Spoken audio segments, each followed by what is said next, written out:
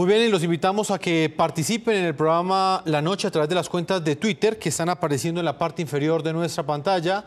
Ustedes pueden utilizar el hashtag numeral La Noche Eutanasia. Hoy les estamos preguntando si ustedes están de acuerdo o no con la posibilidad de que menores de edad tengan la facultad legal de que les sea aplicada la eutanasia en casos de enfermedad terminal. ¿Sí o no y por qué? Más adelante estaremos leyendo sus opiniones. Vamos a saludar a nuestros invitados en nuestros estudios de NTN 24. Quiero darle la bienvenida a este programa a Sonia Flores.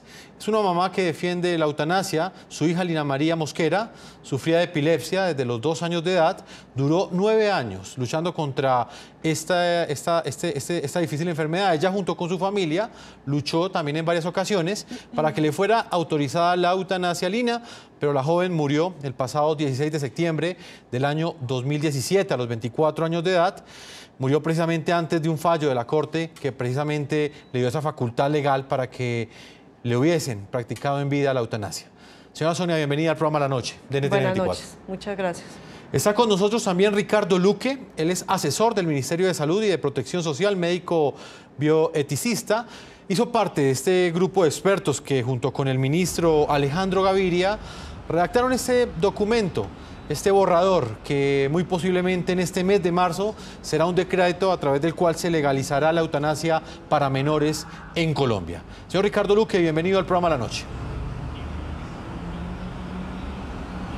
Muy buenas noches, Jefferson, a todos los televidentes igualmente. Doctor Ricardo Luque, voy a comenzar con usted en esta primera parte del programa. Me gustaría que le explicara a nuestros televidentes en qué casos específicamente y de qué manera podría pedirse la eutanasia para menores si llega a ser firmado este decreto por parte del ministro de Salud, Alejandro Gaviria. Sí, muy buenas noches. Básicamente lo que hace el proyecto de resolución del Ministerio de Salud y Protección Social, que en el momento está publicado para observaciones del público, es regular el derecho a morir dignamente.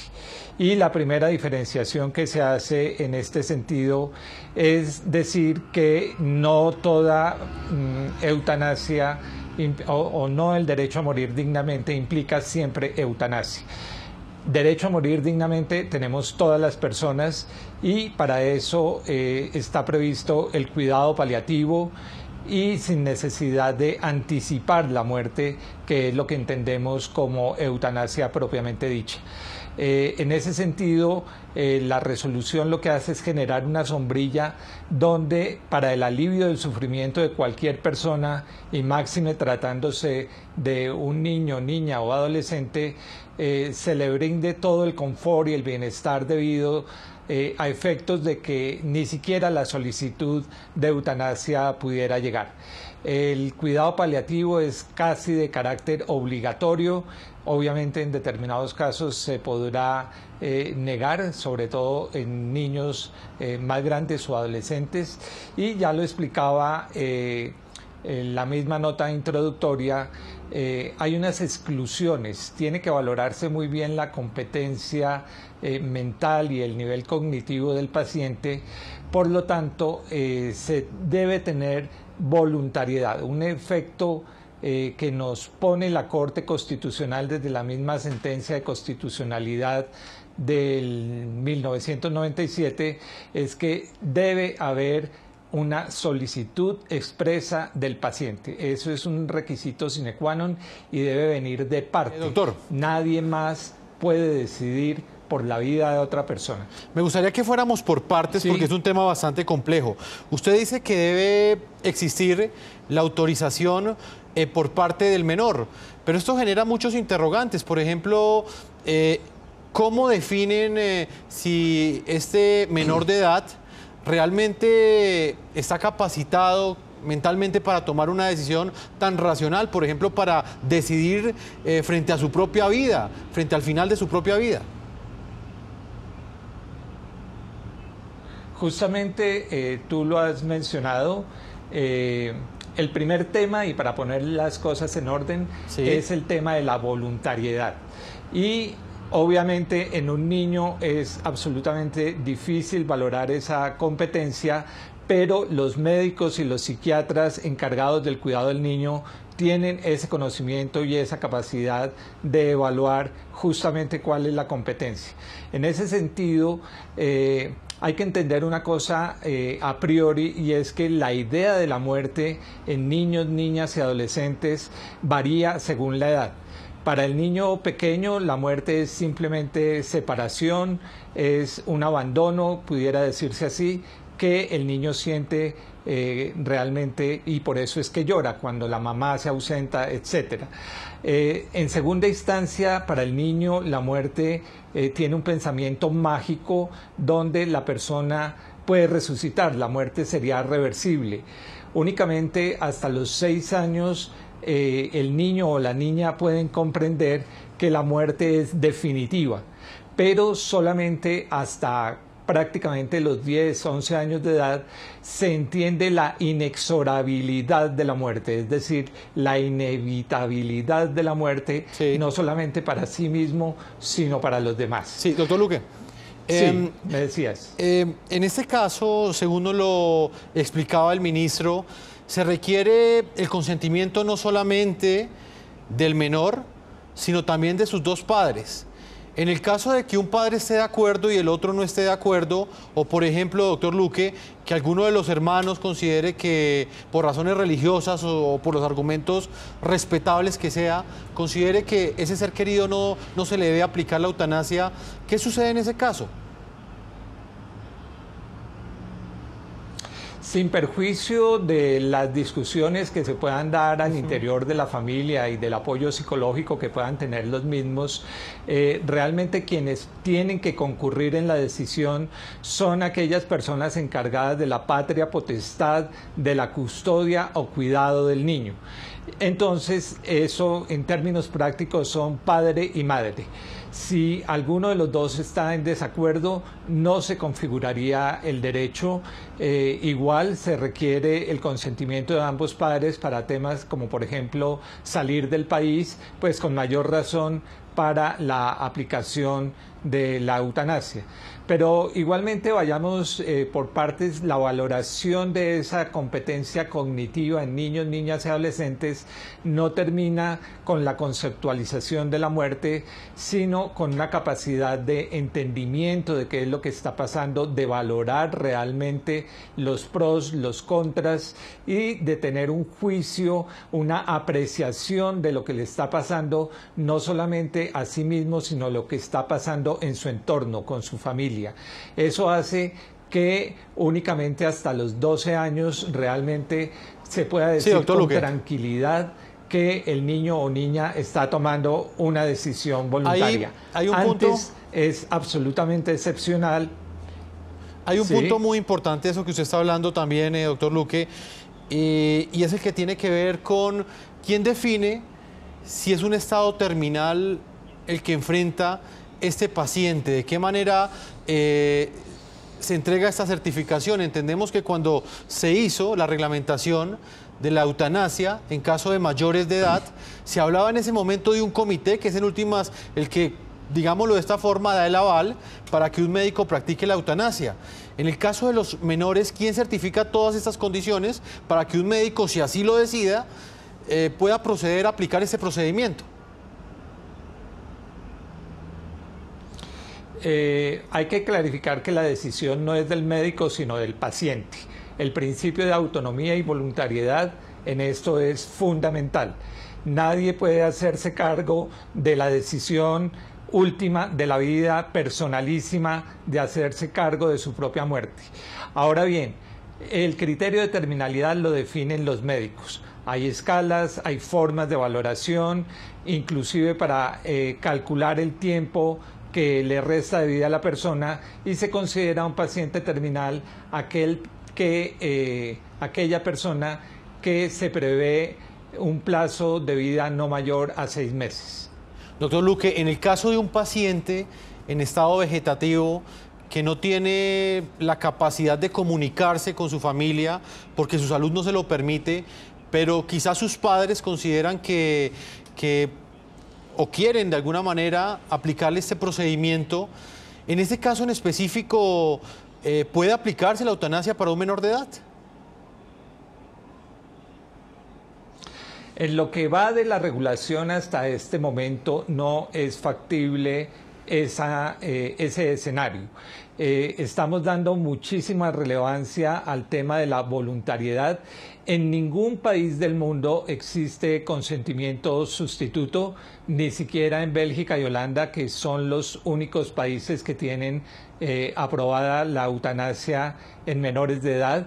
Y definitivamente revisando la jurisprudencia de la misma Corte Constitucional, el tema de la voluntad inequívoca, es decir, sin riesgo de llamarse engaño, es el elemento fundamental a ser considerado. Por otra parte, hay que valorar muy bien en las solicitudes que se hagan si los padres no están siendo digamos, afectados por lo que se conoce como el síndrome del cansancio o del agotamiento del cuidador. Esa es una pregunta clave en este tema tan complejo. ¿De quién es el sufrimiento? ¿Es del niño propiamente dicho o del adulto, de los padres, de los cuidadores? Ahora, hay que tener en cuenta que la valoración del sufrimiento que se haga desde afuera puede ser completamente diferente a la percepción del sufrimiento que tenga el niño, niña o adolescente. Es un tema complejo, sí. Y hasta el momento, sí. No, es que realmente son muchas las preguntas que en este momento están planteando nuestros televidentes a través de las redes sociales. ¿En cuánto tiempo cree usted, según lo que ustedes calculan, puede llevarse a cabo este complejo procedimiento? Es que ni siquiera es procedimiento, es una decisión muy difícil para una familia que por un lado quiere salvar la vida de ese hijo, lo está viendo sufrir, pero considera que la única solución para ese sufrimiento es la eutanasia. ¿Cuánto tiempo calculan ustedes que puede durar ese procedimiento o ese proceso que ustedes están planteando a través de este decreto? Está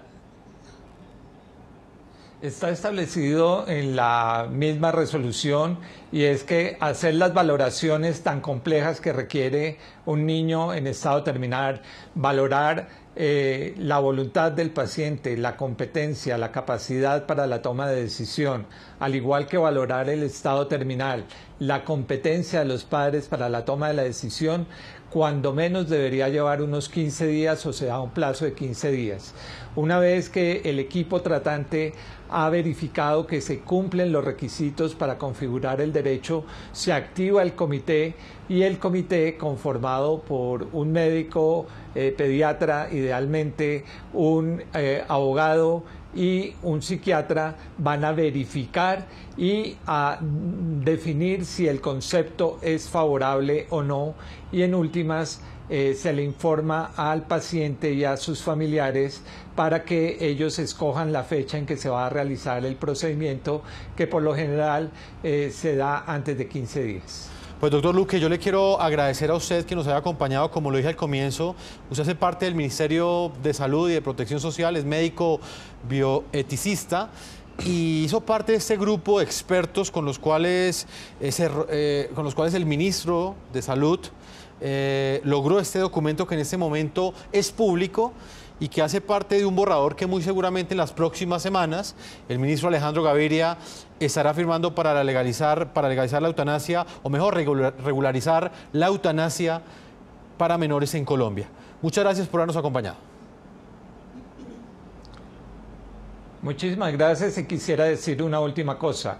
El tema es complejo y tenemos que pensar como sociedad que el debate debe ser amplio, sin polarizaciones, sin politización del tema, siempre pensando en el interés superior del menor y sabiendo que lo que es bueno para mí no necesariamente es bueno para los otros, y siempre en un ánimo de respeto y de construcción de un país siempre mejor y siempre en paz, sin polarizaciones. Muchas gracias, doctor, por habernos acompañado. Como lo manifesté al principio, los invito a que sigan opinando a través de las cuentas de Twitter. Queremos saber su opinión frente a este polémico tema. Hay muchas opiniones en Twitter. Queremos saber si ustedes están de acuerdo, ¿no?, con la eutanasia para menores, que muy seguramente va a reglamentar el Ministerio de Salud en las próximas semanas. Señora Sonia, quiero conocer su opinión sobre lo que acaba de plantearnos el doctor Luque, quien ha hecho una explicación de esta reglamentación que hará el Ministerio de Salud.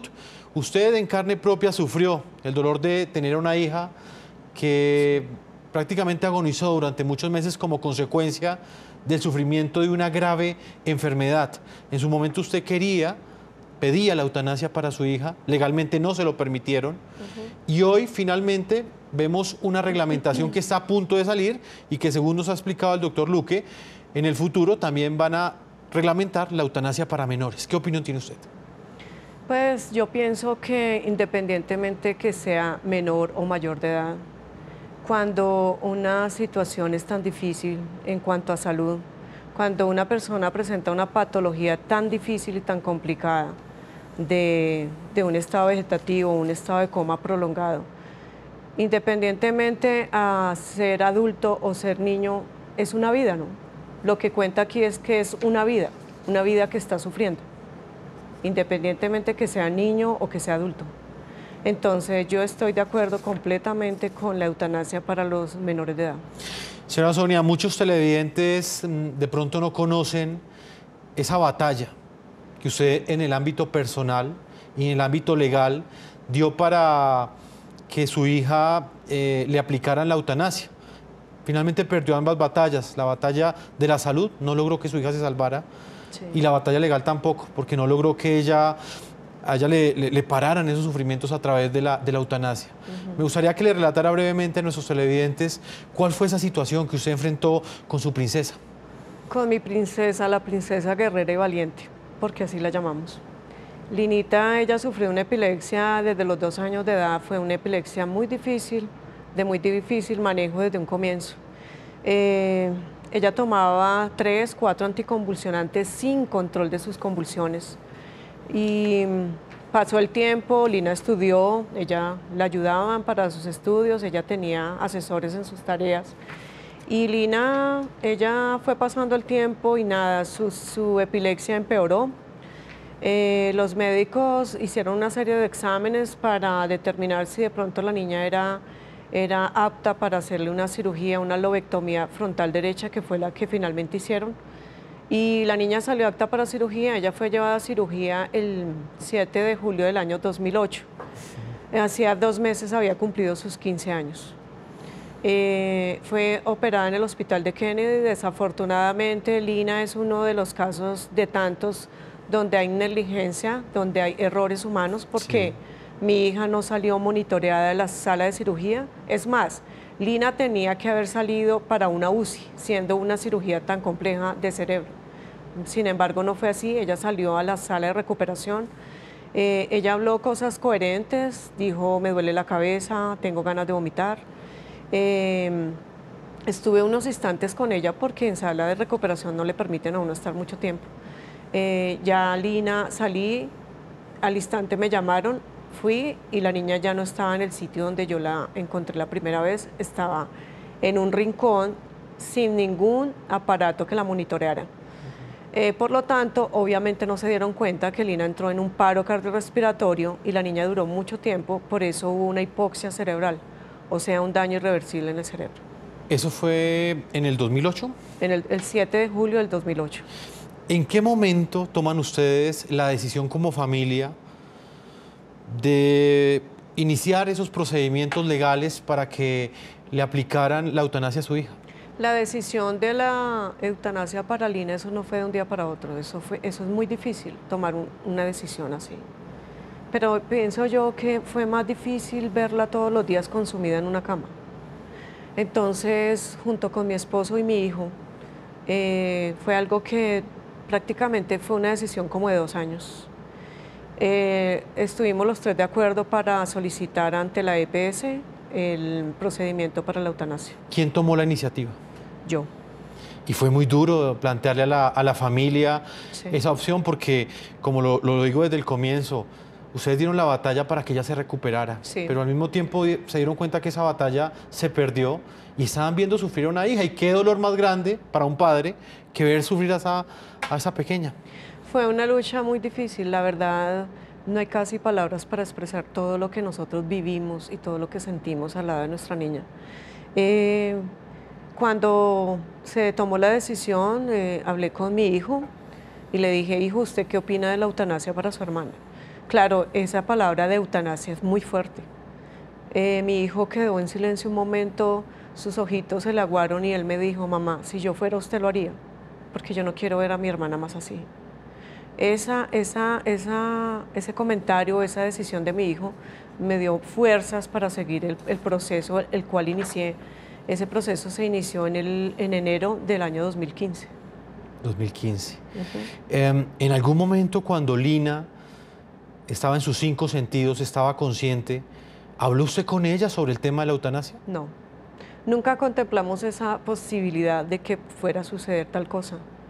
Ella estaba muy feliz porque la iban a operar, porque prácticamente yo me convertí en una sombra para mi hija. Yo tenía que llevarla al colegio, tenía que traerla. Si ella salía con sus amigos, yo tenía que estar muy pendiente de ella, porque en cualquier momento podían venir sus convulsiones y le podía suceder algo. Nosotros vivimos en un 3er piso y ella hubiera podido caer por las escaleras. Siempre fui una sombra para Lina. Ella se puso feliz, ella me dijo, mamá, yo voy a hacer una fiesta, cuando le dijeron que la podían operar, porque ya ahora voy a poder estar con mis amigos. Era una niña que iba a cumplir 15 años, una adolescente que lo que quería era vivir la vida, con todas y las no ganas. lo logró. Señora Sonia, estando ella ya prácticamente en estado vegetativo, porque no podía comunicarse con sus padres, no podría hablar con el exterior, ¿alguna vez tuvo algún tipo de comunicación con ella? ¿Usted le habló al oído sobre este tema, sobre esta decisión? ¿Hay algún episodio que usted recuerde? Lina, ella no podía hablar, ella no podía moverse. Prácticamente ella estaba en manos primero de Dios y segundo de sus enfermeras, de mí, que yo era la cuidadora de ella. Pero sí, yo le hablaba muchísimo, yo la consentía, yo le mordía la nariz, yo la abrazaba, la besaba. Y yo todo, absolutamente todo, incluso cuando yo iba a salir del apartamento a hacer alguna vuelta, yo le decía, hija, ya vengo, voy a ir a hacer tal cosa. Entonces yo a ella le comenté la eutanasia. Yo le dije, hija, vamos a hacer esto, vamos a iniciar este proceso. Lo decidimos tu papá, tu hermano y yo, no queremos más verte así.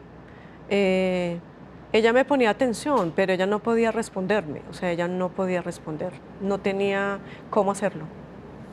Finalmente, ella muere por razones naturales. En algún momento, perdón, Sí. En algún momento sí, cuando estábamos haciendo las vueltas para la cirugía en el hospital de Kennedy, fuimos al 5º piso, estábamos esperando que nos atendiera el anestesiólogo.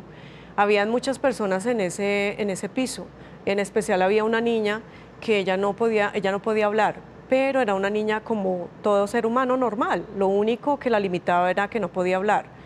Lina miró un ratico a esa niña y ella se le aguaron sus ojitos y me dijo, mamá, a mí no me gustaría vivir así, yo preferiría morirme.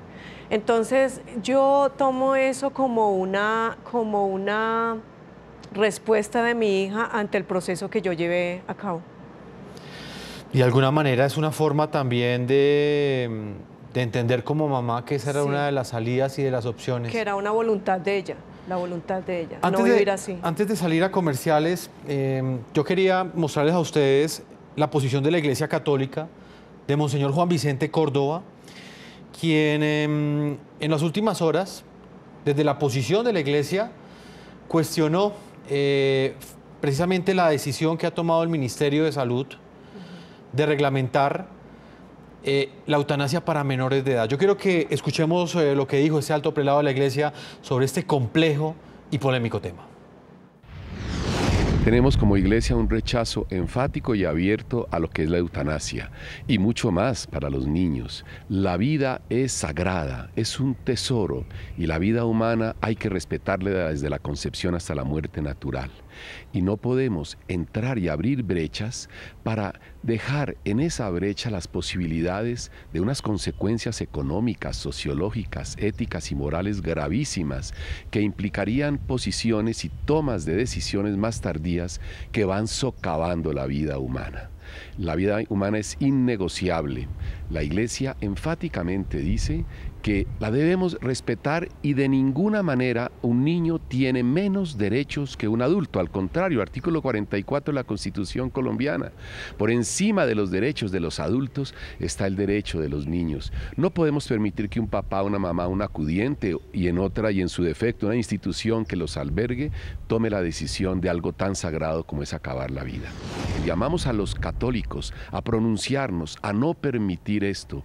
Nosotros levantamos nuestra voz profética, voz que clama en el desierto por la vida que nos ha dado Dios, y a quienes quieran acabarla con la muerte, les pedimos que tengan la sensibilidad humana de acudir a los paliativos y a calmar los dolores y acompañar psicológica, física y espiritualmente a las personas, y no de una acabar con la vida y solucionar el problema.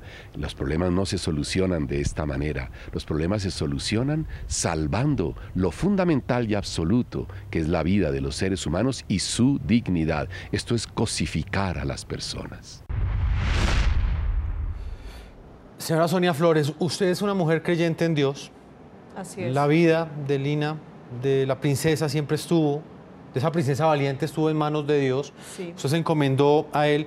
¿En algún momento se sintió juzgada y tuvo ese conflicto interno al escuchar, por ejemplo, pronunciamientos como el que constantemente hace la Iglesia Católica, en donde de alguna manera cuestionan la posición o por lo menos la decisión de quienes consideran la eutanasia como una salida al dolor del enfermo? Es que, mire, yo digo que esto no se trata de religión. Esto no se trata de que unas personas, todos, absolutamente todos, porque Dios es solamente uno, independientemente de la religión que sea. Pero esto no se trata de ninguna religión, sino de un acto de humanidad. Dios mío, ¿cómo pueden pensar que un ser humano va a durar tanto tiempo en una cama sin poderse defender, sin poder expresar sus sentimientos y sin que nadie haga nada? No puede ser, es que ni siquiera una mascota, un animalito, es justo de que se encuentre en un estado así, mucho menos un ser humano. Y yo sé de muchas instituciones para pacientes crónicos donde las personas están 8, 10, 15, 20 años en un estado vegetativo permanente o en un estado de coma permanente, donde ellos no pueden defenderse, totalmente escarados en posición fetal. Dios mío, ¿cuál vida es esta? Una vida de estas no es digna para nada. Ahí escuchaban ustedes el testimonio de la señora Sonia Flores. Vamos a hacer una primera pausa comerciales. Los invito a que sigan opinando. ¿Están o no de acuerdo con la eutanasia para menores de edad? ¿Usted está de acuerdo que ellos tengan la facultad legal de pedir su aplicación, que sus familias lo autoricen? Más adelante estaremos leyendo sus opiniones. Una pausa y ya regresamos a la segunda parte de este programa de la noche.